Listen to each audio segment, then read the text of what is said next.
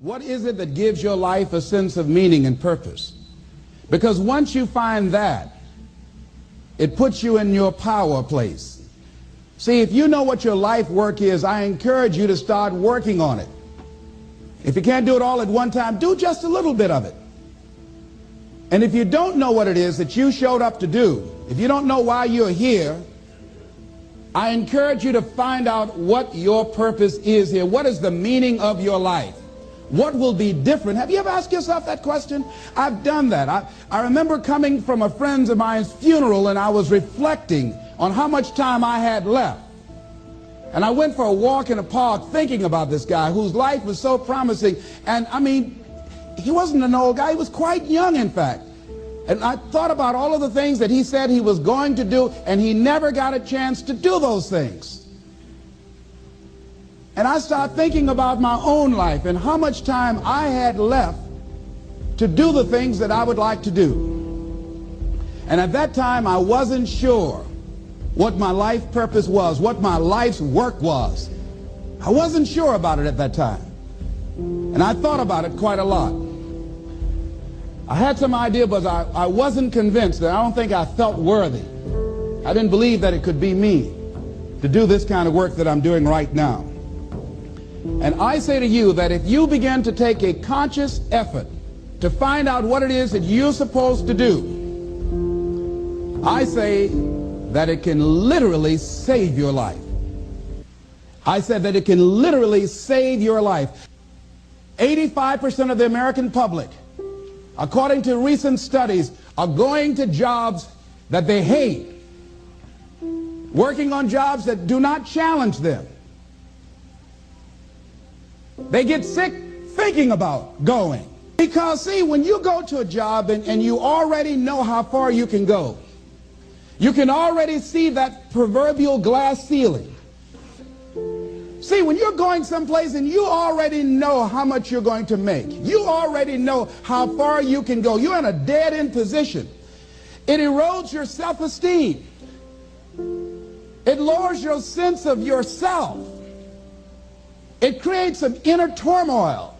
It creates an emptiness in you. So I say that your life is worth finding what it is that you're supposed to do. And I'm not saying quit your job. I'm saying find it and do just a little bit of it. Just start working at it just a little bit, but do find out what your work is and hold on to it, and don't let your dream go. Don't let it go. See, and here's something else I want you to begin to look at. Why is it that most people don't pursue their dreams or don't do better than what they're doing if they're capable of doing it? I think that many of us don't go the next step because we don't know what to do yet. And I say that the reason that we don't even explore the possibility of what to do is because subconsciously we don't believe that it can happen for us, and we don't believe that we deserve it. So here's what I'm suggesting. How much time do you spend working on you? How much time do you spend every day working on your dream? In the last 90 days, how many books have you read? In the last year, what new skill or knowledge have you acquired?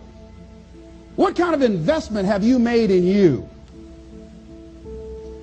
So I'm saying that as you begin to look at where you want to go, if you want to make it today, and things are changing so fast you have to literally run to stand still, I'm saying that you've got to make some conscious effort to begin to work to develop you.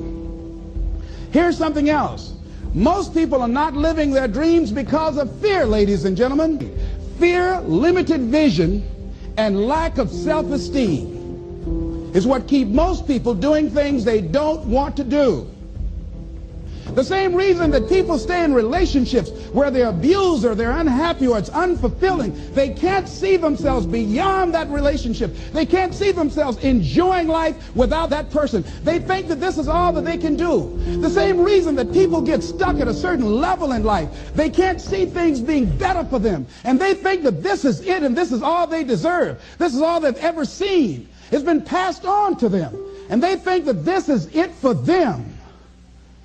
Oh no. Looking what Dr. Blanton Smiley Blanton, who was a colleague of Dr. Norman Vincent Peale. What he said about fear, he said, fear is the most subtle and destructive of all human diseases. Ladies and gentlemen, fear kills dreams. Fear kills hope. Fear put people in the hospital. Fear can age you. Fear, ladies and gentlemen, can hold you back from doing something that you know within yourself that you're capable of doing, but it will paralyze you. And it seemed like you're in a hypnotic spell. And I ask you a question, what is the benefit? What's the benefit of allowing fear to hold you back? What's the benefit of giving up on yourself, of not stepping out on life and taking life on? What is the benefit for you? What's the plus in that? It's one of the things I had to ask myself. So I didn't want to make any mistakes. I wanted everybody to like me. I wanted to be perfect the first time I did something. It's not going to happen. You're going to make some mistakes. You're going to hurt some folks' feelings. You're going to create some enemies whenever you decide that you want to begin to take life on. You've got to ask yourself, how long am I going to allow this to hold me back? I like what Zig Ziglar says. He said, fear is false evidence appearing real. That is an illusion that we create in our mind. It is a state of mind that can be changed. So let's look at how we can begin to take some steps to restructure that fear, to begin to expand our visions of ourselves, to begin to increase our self-esteem. Webster said that self-esteem means confidence and satisfaction in oneself. Look at your life right now. Whatever you've done up to this point in time, your life is working. Whatever you have produced, it came out of you as a result of the kind of person that you have become. It's a result of your choices. It's a result of your consciousness. Now you have to ask yourself, are you satisfied with what you have produced? Is this what you want? Would you like for things to be better than this? Do you believe that you deserve better than this? Or are you content? This is it. You don't have to do anything else. That you've already resigned yourself in life and say, well, I'm happy. I'm not starving like the people in Calcutta. Are you allowing yourself to get off the hook like that?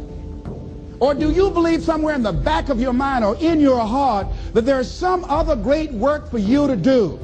There's something else that life has for you. And that's why you're here. How do we handle this fear factor? How do we increase our self-esteem? You have to begin to fortify yourself. How do we do that? I believe that you have to begin to consciously monitor your inner conversation and start talking to yourself. Start building yourself up. Sometimes the only good things you will hear about you are the things that you say to you. So I'm saying learn to be your own booster. Start building yourself up. Start encouraging yourself. Start saying, I can do this. I can make this happen. When I started thinking about becoming a speaker, I said, yes, I can do this. I can make this happen. When I start trying to convince myself I can be a businessman after flopping and failing and losing thousands of dollars and feeling stupid and dumb and having people take advantage of me because of what I didn't know, I had to talk to myself because people were saying to me that I was dumb. And somewhere in the back of my mind, I was saying, you're right. Look at what I've done. I had to say, no, Les. Hey, come on, man. Get yourself together. You can handle this. You just haven't figured it out yet. It's all right. This is your training period. This is the tuition you have to pay for what you don't know. You can do this. Other people have done it. It doesn't take an Einstein. Get you some people that can teach you some stuff that you don't know. Get you some people that have done it successfully and learn from them. Take some seminars, workshops, read some books on how to manage a business. Change the way you see yourself and begin to tend to the personal details. Understand that nobody's going to take care of your business better than you. And when I start changing that kind of mindset of beating myself up because of my mistakes and start looking at the possibility of my doing better, of my making the adjustment that would enable me to do what I want to do successfully, things begin to change. And I'm saying, stop beating up on yourself. You do it. I know you do it. I've done it. It's a natural inclination for us to put ourselves down.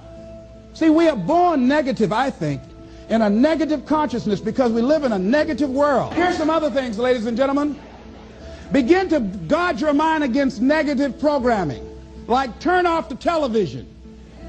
Don't watch the news. So you've got to guard the kinds of things that you put in your mind. See, if you don't program your mind will be programmed, because human beings are goal-oriented.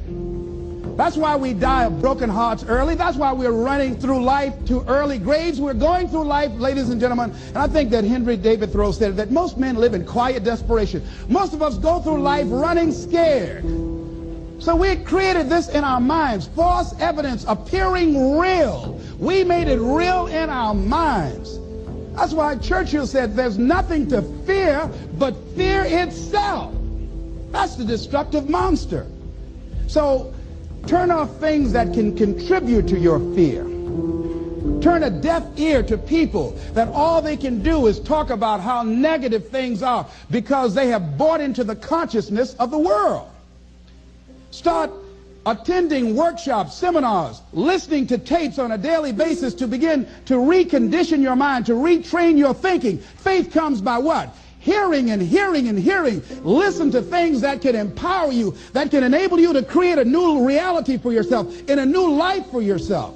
You might appear to be strange around most people. You know, most people think you're strange if you're happy today. See, these people have not found their purpose in life. That's why they're grumpy. That's why they're miserable. That's why they're so negative. They're hurting and they want to hurt other people. So start practicing using programs for your mind. Seminars, books, workshops. Keep a journal. Record your thoughts. What's happening with you? Every day when you get up, have a journal near you. See, ladies and gentlemen, we get 3 to 4 thoughts a year that if we would act on those thoughts, they could change our life. What idea are you sitting on? Write your ideas down. And then, once you get that idea, take the leap. Take the leap. See, it's out here in the universe. If you don't take the plunge, I guarantee you, somebody else will.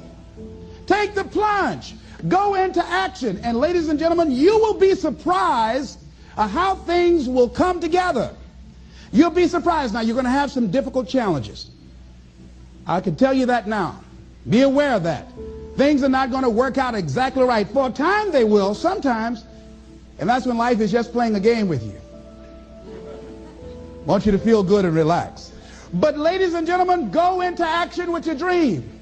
And don't avoid where the fights are. Get in the midst of the fight. Get knocked down so you can learn how to fight, so you can hold your position. See, most people don't get out in the arena of life because they don't want to fight. Most people don't get out there because they don't want to get knocked down. They don't want to be dropped to their knees. But see, you're going to be dropped whether you're on the field or whether or not you're sitting on the sidelines. You're going to be dropped. So at least get dropped for something. See, that's how most people are spectators in life. You don't want to be a spectator. You want to get out in the field where the action is. And you will be amazed. After the struggle, there will be a calm period and things will begin to click for you.